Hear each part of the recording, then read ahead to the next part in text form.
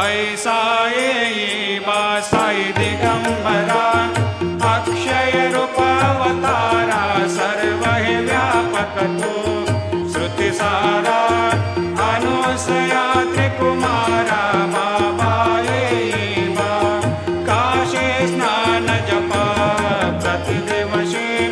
कोल्हापुर भिक्षे श्री निर्मल नदी तुंगा जलप्राशे